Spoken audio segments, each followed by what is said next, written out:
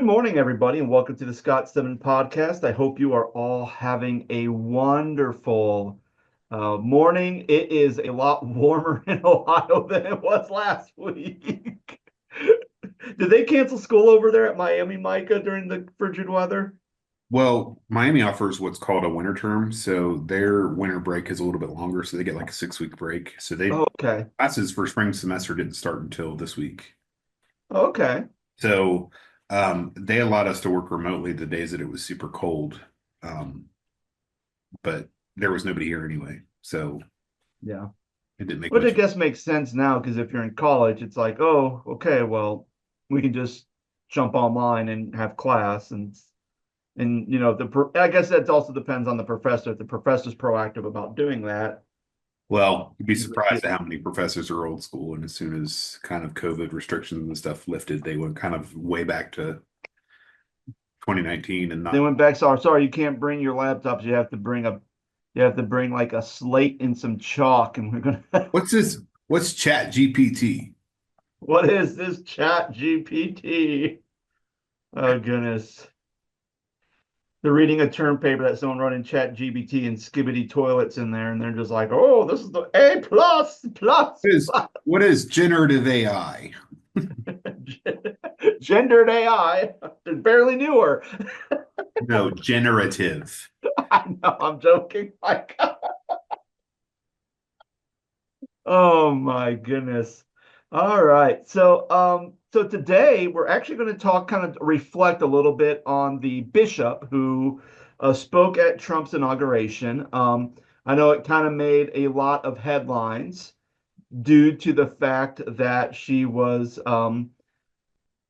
pleading with Trump to basically think about the vulnerable in society, the immigrants, the LGBTQ community, and basically to have mercy on these, on I guess we would call these those type of people. Um, so when we look at kind of the discussion about it, I know there's a lot of people who praise the bishop's bravery of speaking. And then there are some people who have kind of condemned it. They said that was not appropriate. And even Trump himself afterwards says the bishop needed to apologize to him because it was not taken very well. So a lot of mixed reactions to this. So let's just kind of sort it and let's see kind of where the chips may lay. So Micah, when you were, did you actually watch the inauguration or did you just kind of like got bits and pieces or just kind of read about it? So I watched the inauguration the day it happened. This bishop, when this happened, actually happened the day after, and Okay. they had a prayer service. It's like a tradition for every inauguration, the day after inauguration, for them to have like a prayer service for the president, his family, the vice president, their family, his, her, whatever it may be. Um, uh, at the Episcopalian Church in Washington, D.C. And so they do that every day after the inauguration. And so that was where this took place. But yes, I watched the inauguration. Okay. All right. So I mean, here's the thing that I'm always confused about. Maybe you could kind of help me because I know there was like at least a handful of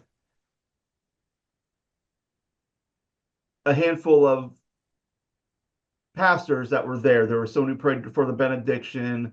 There was Oh, so just different clergy. Yeah, just yeah, yeah. different clergy, probably from different denominational backgrounds. And I think for me, I think probably what surprised me the most about it is I would assume that if you were the president, that your campaign people would, how do I say it, get to pick the individuals on who's going to pray or be there. So that's kind of why when all this started to break news, my first reaction was, well, didn't the Trump administration pick this person to preach, do a homily, to pray, to do this? Like, if that was something that they felt like, oh, this probably may not be a good fit for, the values and who. the president is and kind of what he stands for, like why was this person picked in the first place to speak? Or is it more of like, well, you're at their church, so they have to by default? Are you asking me that, Yeah, I'm or asking you that because I'm not really sure. Because I'm I not know, either. I think that so I know for the inauguration piece of it all, like the actual inauguration ceremony that took place on Monday, they had a committee that selected folks to speak, and they selected the people that were actually going to do the swearing in and taking the oath of office. And um, I forget what her name was, but I think she's a senator or a congresswoman, but she was kind of the person who oversaw that. But as far as the prayer service the next day, I have no idea. But my thought is that Monday, the inauguration day, that they planned all that, and the people that oversaw that committee planned who was going to be there, who was going to speak, benedictions, all those things. And then on Tuesday, the prayer service that happened was going to be the person who was the pastor of that church, which in this case was the bishop, and I don't remember what her name is, but yeah. So the bishop is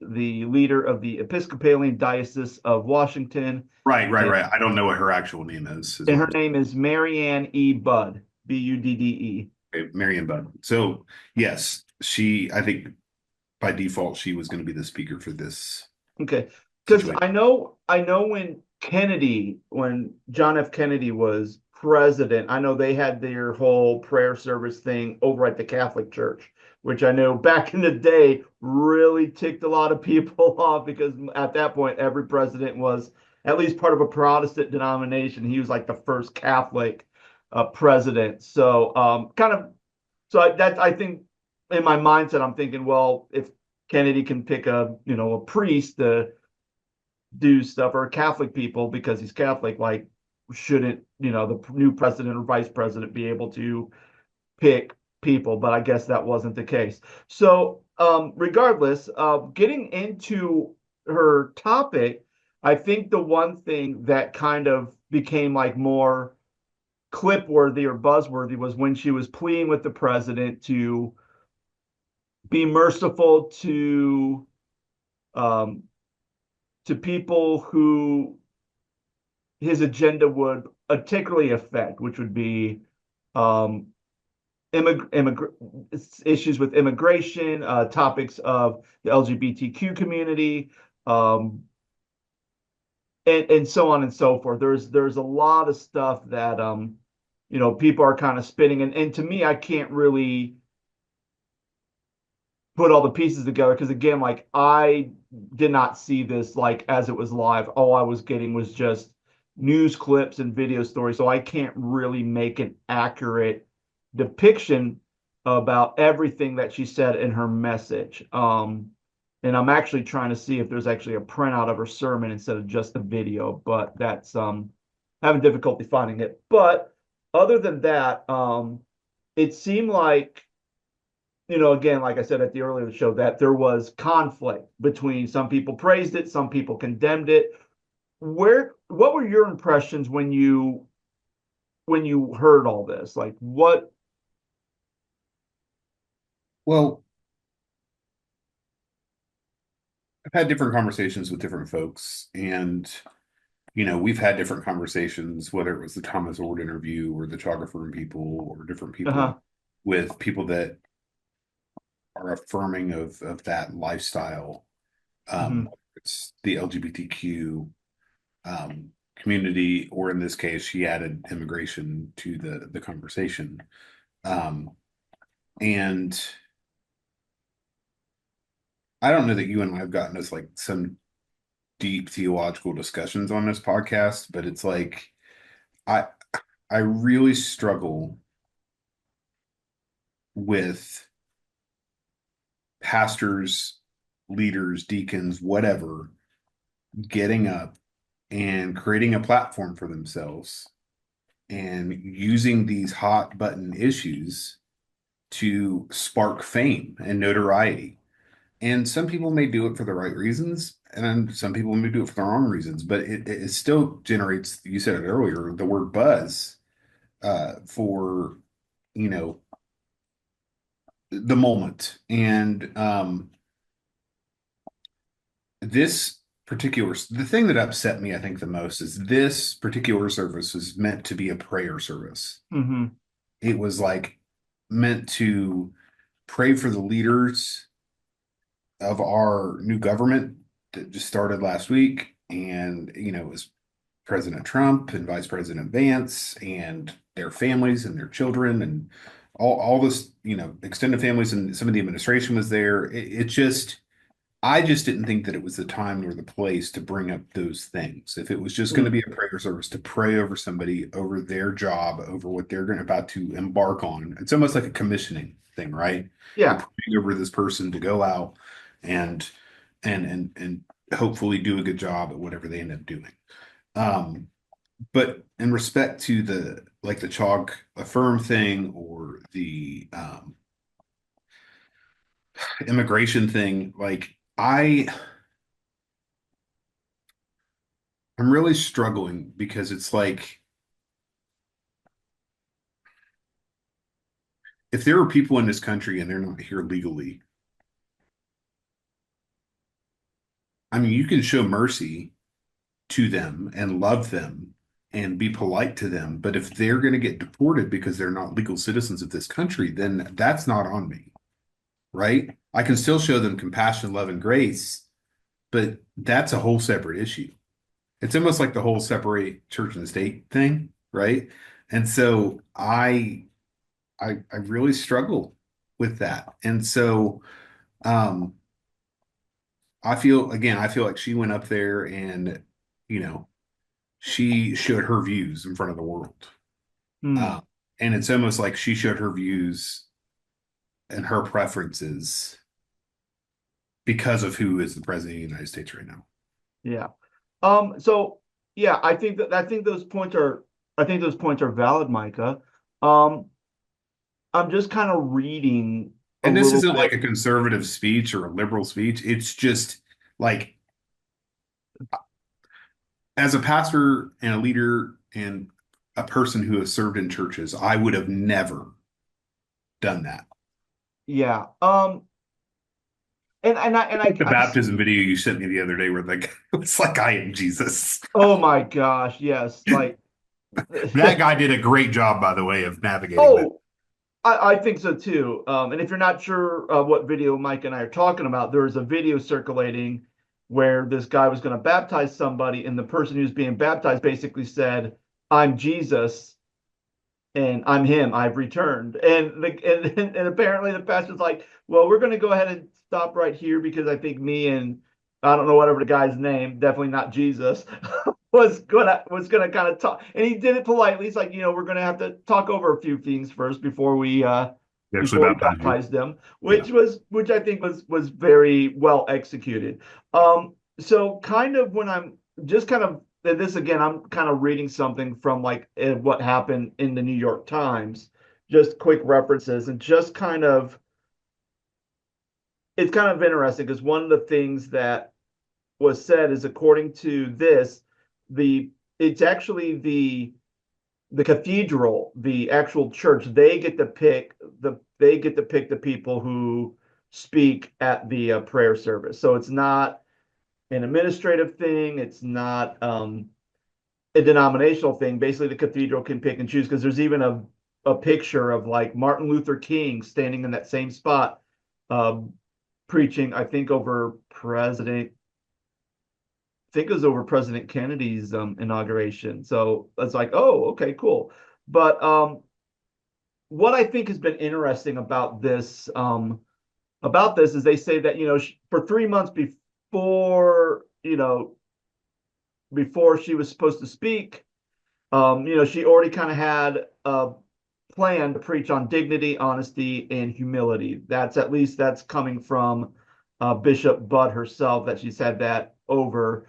Um, as I continue to read, she also said, well, this is a message that I preach all the time in my church. Is just this was on a more global scale, and you can never really predict how things will land. And that was kind of her take. And then she also wrote this. She goes, She had not anticipated the level of fury and personal attack that her words had unleashed. People were questioning everything from her character and qualifications to the state of her eternal soul and how soon I should get to my eternal soul and whether I belong in this country. So this is kind of the aftermath of the attack she walked on, and this was on Wednesday. And she writes, maybe this was naive on my part, but I decided to plead to the president. I thought it would be taken differently, she said, because it was an acknowledgement of his position, his power now, and the millions of people who put him there. Um, but she also had not expected the overwhelming gratitude from so many others. Um, I say these things all the time, she said, but publicly people aren't paying attention. So based on all of that, Micah, I think it could just be a case of I always preach about mercy and humility and all this stuff all the time at my church. I'm now doing it on a bigger platform now, so I'm just going to kind of preach what I know, and it backfired. At the same time, she also said, well, I was also making a plea to the president. So in that way, it kind of shows that there was some type of purpose to it. Um, Now, I think my take on the whole thing is I understand in the past where pastors can use the pulpit as a position of power to be able to communicate policies and politics and things that may not necessarily be appropriate for that time setting. I definitely agree that there are some abuses that happen here. Um, at the same time, I also feel like that this wasn't necessarily your stereotypical church service or prayer meeting. Um, in some ways, I feel like since this is an actual, like, we're here, this is a thing for the president, this is a thing for them and to empower them, to encourage them, to pray over them so that they can lead this country well for their term. So in some cases, I'm on the side where it's like maybe it was a little bit appropriate. Maybe it was a thing just to kind of talk about, hey, and maybe just the way she said it may not have necessarily been tactful, but I think in some ways you can always talk about, well, if this is your faith, remember, Jesus taught us you know, to care for the least of these, to give to the poor, to do all these things. And you can kind of, in a way, say a message without being too overtly challenging to the president and maybe their viewpoint and their agenda. So I don't know, Micah. Like for me, I didn't necessarily think it was that bad, but I also am kind of 50-50 on it. How do you think that Jesus would handle some of the situations that are going on in our country today? Oh my goodness, man. Like if he were here now in the flesh, like living and doing his ministry, living his 30 years of life in the year 2025, what would he say to Americans? What would he do? What would his ministry and his objectives be? Well, here's the thing that I think Jesus would do. I think first thing, Jesus wouldn't necessarily be too involved in the political structure of where he's at because he really wasn't in the Bible. I mean, he did play, I mean, he kind of lived by the rules of the Roman government, but he wasn't necessarily rubbing elbows or preaching to. I mean, the only time you actually see him declare anything to any Roman official would be a centurion and Pontius Pilate, which even Pontius Pilate, he didn't really say much to him either. Mhm. When ask him questions, he just kind of didn't say anything, and he would, or if he would Who ask you a say I question, am, that kind of I stuff. am, He or was it is, accused. it is as you say so. Like Yeah. that's all he would say, not really saying anything. Um, at the same time, I think in one say Jesus wouldn't necessarily involve himself in the political arena, but he would basically be the person who would be in the hands and feet of trying to help people, right? Yeah. So No, So I instead of and I trying, so instead of trying to be a lobbyist trying to be a lobbyist and trying to get stuff to change, he's going to be there washing the people's feet right there on the streets. He's going to be trying to help people. He's going to try to encourage people.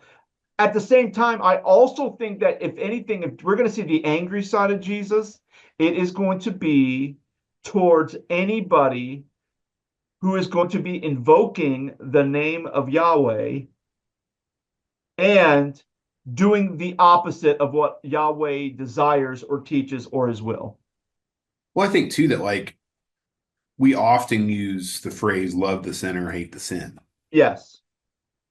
But I think in 2025, if I could, paraphrase that a little bit, we love the sinner, but we disregard the sin.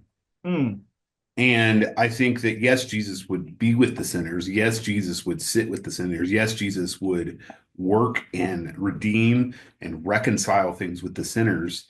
But it's almost like we live in a culture in 2025 that sin is okay.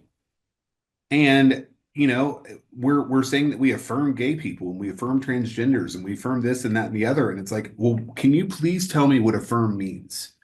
Does Yeah. affirm mean that you're just okay with him being gay and living in a lifestyle of gay or a part of the gay community or the LGBTQ community? Okay, great. Can they serve in the church? Can they be pastors? Can they get married? Can they do this? Can they do that? And it's like, I don't know that Jesus would have been okay with that. Mm. And yet we're sitting in a society where everything is just okay. And it's like, you're not really questioning the teachings and the theology of Jesus. Or not, and by questioning, I mean like not like in a bad sense. I mean questioning like, oh, we're studying the scriptures. Oh, we're diving into deeper theological discussions of like, oh, maybe this is wrong, or maybe this is right, or maybe this is not what Jesus would want for us. And maybe we're not actually doing the Great Commission, which is making disciples. Well, and I think, well, and Micah, I think maybe that's kind of it, right? You're, I think disciple making is becoming a lost art. Did you ever see that video of that pastor? This was months ago. This guy's a pastor of a church in Texas, and this guy brought a homeless guy to church, and he was It, like, we may have did a podcast on it, I but think so. the guy was homeless, and you know, the pastor was preaching a sermon, and the the homeless guy he screams out BS right in the middle of the guy's Yeah. sermon, and he was like, hey, and like, but he handled it with grace and integrity. And he was like, hey, I was going to kill myself before I came to church today, but this guy brought me to church. Yeah. It's, Like, go ahead. well, no, I think, I think there's an interesting point because disciple, I mean, let's think about it like He's this not way. churched. He's Yeah. not like, he wasn't like living for the Lord, but he wanted to, you know, he was either going to end his life or give his life to Jesus, and thankfully he gave his life to Jesus. Yeah. And and with that, and again, there was an invitation. So obviously somebody, whether it was a godsend moment where where that guy just kind of was like, okay, we're going to whatever the Lord called upon me to invite this homeless man, not knowing anything that was going on in his head and his heart. Um, at the same time, when it comes to discipleship, I think people are so good at telling people how to live and what to do and what not to do, and not necessarily walk them through it. I think about my experience growing up in a church, and I had people who are my parents' age, I had people who are younger, I had people who are your elders, and they would not only teach me how to live, but I would see it lived through example. And I would see it live through everything about how they talked, how they handled business, even if there was some topic, like even if Pastor John was preaching a topic and let's just say he kind of got a little political, and let's say there are some people who maybe definitely didn't take that similar take on whatever he was saying, they could say, I don't necessarily agree with what Pastor John said about that, but they still believe that he's a man of God. They still believe that he studied his scriptures faithfully. just had a different interpretation of it. And also, they were okay that maybe he has a different view or a different political view than necessarily this person, but yet they could still come together and they could still break bread at the Lord's table. And I almost feel like now what I have been seeing on the public stage, not necessarily within the church, but on the public arena, when faith and Christianity and God and Jesus all gets up, it's almost like if I was to go and sit at the table as someone who's kind of in the middle politically, right? If I'm going to go sit and break bread with people at the table, yes, I will break bread and have bread with my conservative brothers and sisters. I will break bread with my liberal brothers and sisters. But if I'm not at the table, if it was just like, I don't know, other people sitting at the table, maybe our senators or maybe some other church leaders, I don't know if I can say the same. I think they would say, you're not invited at this table because you have a different take. And I feel like that's kind of the picture that a lot of Americans, I would say, when they look at kind of what's happening within the world, whether you agree with it or disagree with it, really we're not seeing a unity that we may have seen in the past, or maybe the fractures of our political and faith arenas are a lot more, we're very well hidden, and now we're kind of seeing more light on how broken the systems really are.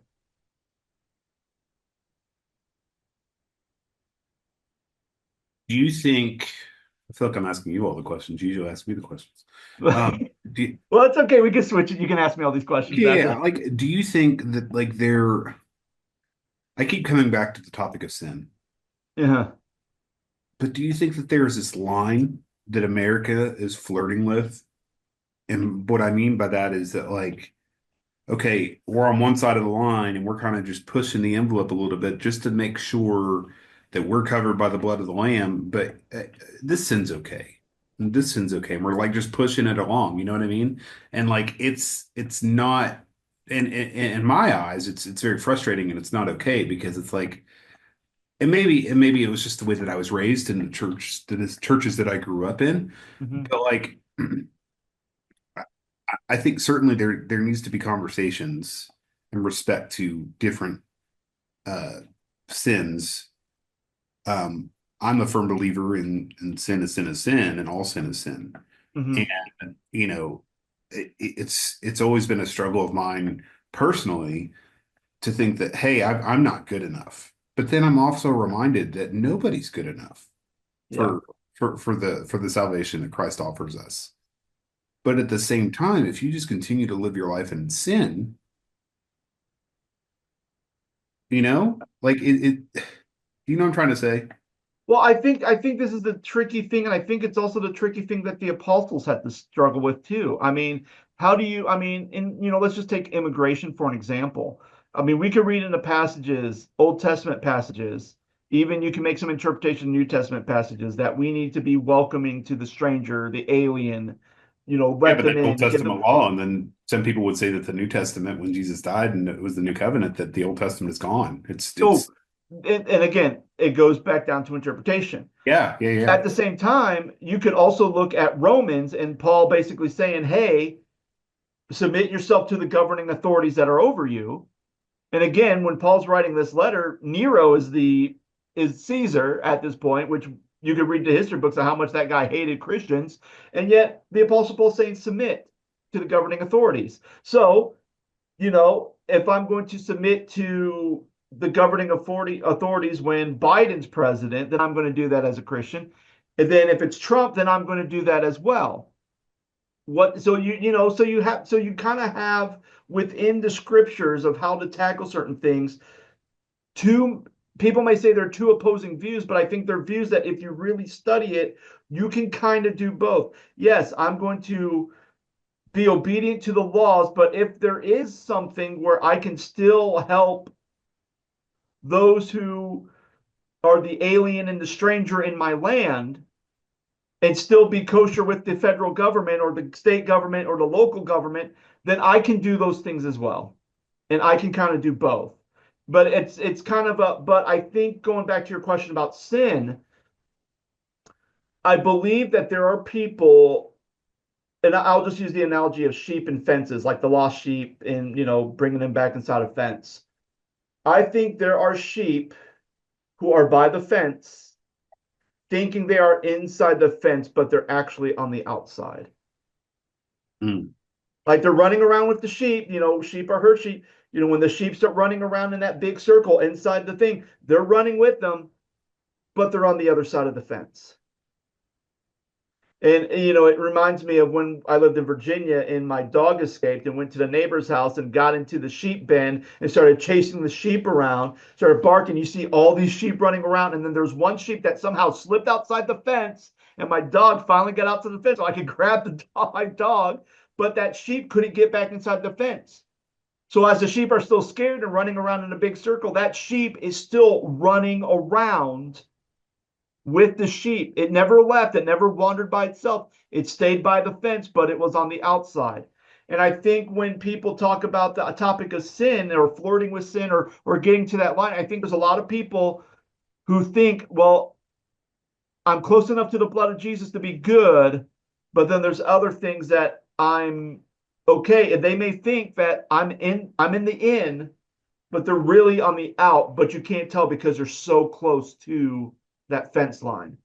Um, so that I believe is kind of what's happening. And if you're somebody who says, hey, I'm going to investigate myself, I'm going to go ahead and take the log out of my eye, right? So I can point out the speck in your eye. I think that analogy doesn't go well in our society because I think the type of view of how people live and their faith and everything else back in Jesus's day and probably in the last maybe 30 or 40 years is radically different than what it is now. Even if you are able to be kind and polite and be able to point out, hey, there's a lot of things you're doing well with your faith journey. However, there's some things that are you may be blinded by, and let me walk through this with you. Let me disciple you. Let's meet together. Let's read the scriptures together. Let's kind of talk and figure out how we interpret some of these passages that may have to do with this particular struggle or issue. And I think a lot of times people are either going to say, I don't want that, while tearing down their brother or sister, either calling them you know, whatever derogatory term you may use to describe someone, whether they're on the conservative side or liberal side, you're just going to get all that. And then it just becomes, and then that's when you start seeing all these fractures happening across the continuum, both in the faith and political world. I mean, I'm kind of rambling at this point, but does any of that make sense, Micah? Yeah, and something that I thought of too, you were talking about scriptures and you know, it, as somebody who, has went to seminary and studied, and done exegetical papers on, different passages in the Bible, um, I think there's a huge difference in picking and choosing scriptures to benefit what you're saying. And like one off the top of my head is, the Philippians 4:13, I can do all things through Christ who gives me strength. Like Oh, that's people, about winning football games, right? yes, absolutely.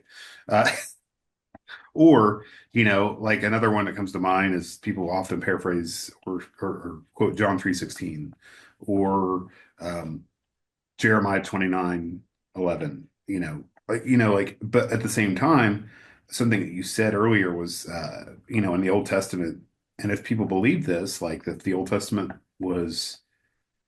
is a part of the Bible, but was a law that was in the past that was taken over by the new covenant, meaning that Jesus came to earth and died and fulfilled the prophecy of basically the entire Old Testament, that the Old Testament is null and void.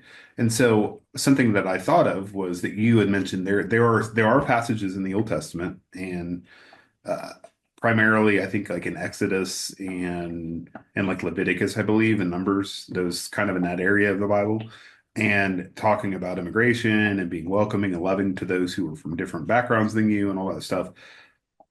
If we believe the Old Testament is old law and there's a new law, and like we also believe in the sense of legalism in our country, I mean that whole point is null and void if you believe that the Old Testament is null and void.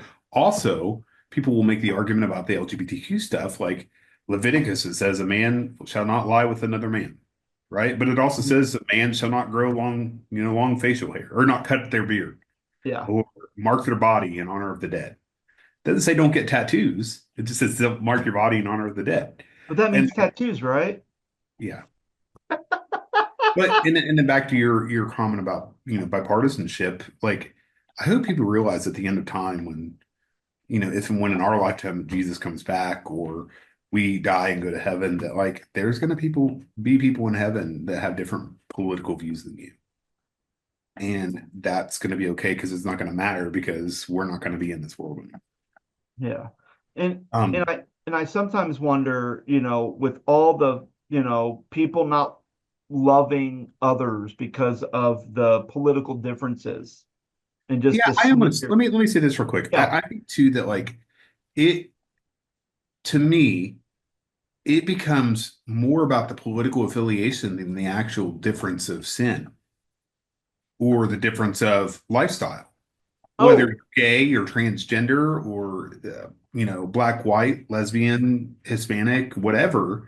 It's more about like, oh, you're a liberal, I'm not going to talk to you, or oh, you're a conservative, I'm not going to talk to you. Oh, you like Trump, forget you. Like yeah. it has become so much about political affiliation and not necessarily the political issues that our country faces. Um, and I'll be honest with you, Scott, like I work with people that are very progressive and they do not like Trump. They are not fans of Trump. They say he's a narcissist. They say that he's a jerk. They say but like it's amazing to me. And I was talking to my wife and my in-laws last night about this, but like for 4 years, the press really didn't hammer Biden as much as they hammered Trump. And it was like this whole Trump derangement syndrome where Trump was president for a term and then he was gone and then Biden was in and then Trump's back. It's like, man, Trump's been in office for a week and the media has had something bad to say every single day about Trump. But they would never do that about Biden. And it was Uh-huh. like, it's Well, just, and it's like, it just gives them something to say and it gives, it gives people more of a reason to be divisive, is what I'm getting at. yeah. We tend to just we take sides and it's almost like a divorced family, right? Like Yeah. take dad's side or I'm going to take mom's side. You're right. And it's interesting too, because even just kind of the fallout, like, I mean, we talked a little bit about what Bishop Budd said to Trump and JD Vance and the administration. But after that, I mean, there were people who, I mean, there's the Republican of Georgia, Mike Collins, basically said that Bishop Budd should be added to the deportation list and basically said that her gender itself undercuts any claim to spiritual authority.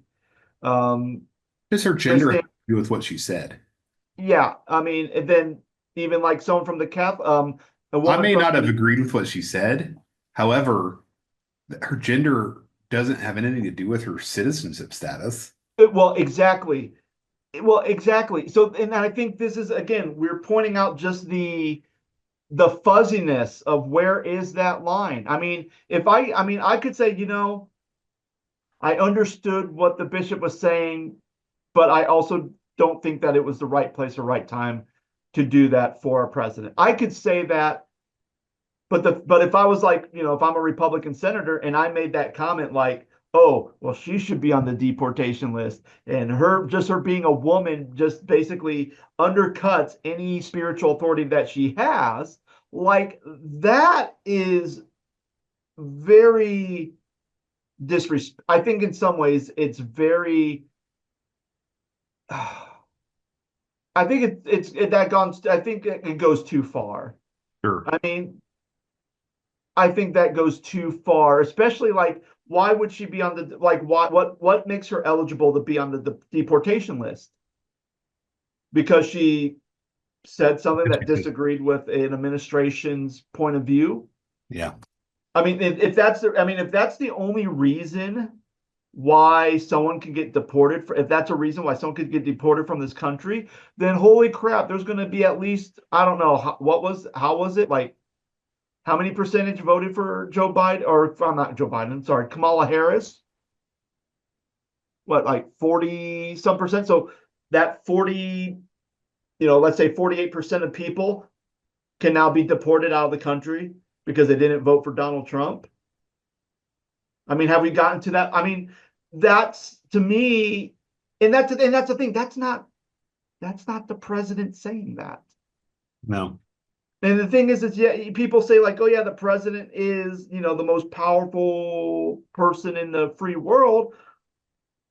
But really, it's your senators because they're the ones they're the ones who have to vote law changes in. All the president does is sign it into law or veto it into law.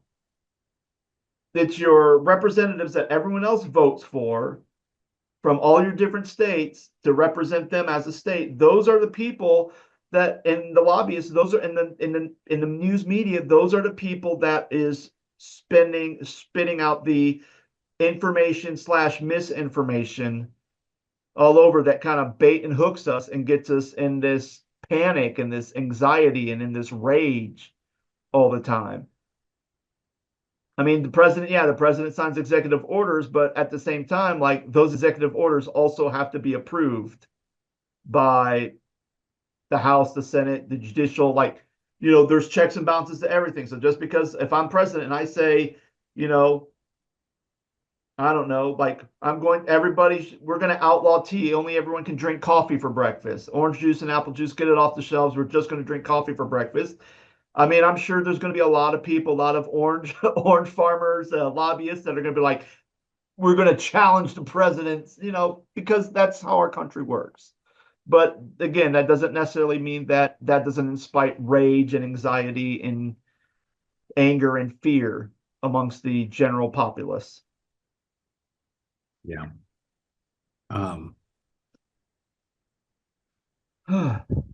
Good conversation. It is, and I mean, And it's a shame that more people like the two of us can't, or more people can't have the same kind of conversations that we're having right now. yeah, I'm I not mad mean, at you. You're not mad at me. Like no, it's I'm just not. I mean, I'm not. I think if anything, I'm just more. If I am mad about something, I'm just mad about how we got to this state in the first place, where, you know, not as bluntly as Bishop Budd, but even some pastors who may be preaching the gospel, unfiltered gospel, and people can think they're preaching politics. That upsets me. Mhm. And there's just a lot of other things that upset me too. And, you know, and hopefully, I think the plus side of this is maybe hopefully more people will try to be more involved in the political process. And hopefully we can start getting some of these individuals who've been doing this for years and causing all this chaos from both sides of the political parties, that we can finally kind of get back to, I guess, what makes America great, which is that you can have disagreeing viewpoints, but still treat each other with dignity and respect. And that's just not happening. At least the way I'm seeing it, it's not happening. Yeah, I think that I think you're right. It's I don't know. I mean, we're adults now, but I don't ever remember being it this bad when we were kids. Yeah. So, and it didn't matter who was president. Yeah. All right. Good. Goodness. I think I wore you Well, out, Scott. well, I might have to get another cup of coffee now. I already drank one and I'm already tired. I need to get another one. But friends, thank you so much for listening. I know this was kind of an interesting topic, but let us know what you think. We would love to hear Your thoughts, if you think that I'm an idiot, please put Scott, you're an idiot. We'll read that on air. If you think that I'm a genius, we'll definitely read that on air. But thank you guys so much. We appreciate everything you do for listening to this podcast, to reacting to it, to even just communicating with us, because this is how it makes things better. This is how we can have good, frankful discussions, even if we differ, to have a safe space to be able to say some of these things. So, friends, thank you so much. And we'll be back on next week with another episode. Take care. Thank you for listening to the Scott Stedman Podcast. The Scott Stedman Podcast is made possible by support from our listeners. We thank listeners like Patty and Scott, whose support goes to this podcast's continual growth and maintenance. If you want to support this podcast, you can do so in a number of ways. First, feel free to give us a 5-star rating if you enjoyed this episode and share it with your friends. If you'd like to financially support the Scott Stedman Podcast, you can go to the website ko-fi.com/the Scott Stedman Podcast. That website again is ko-fi.com/the Scott Stedman Podcast. Thank you so much for listening.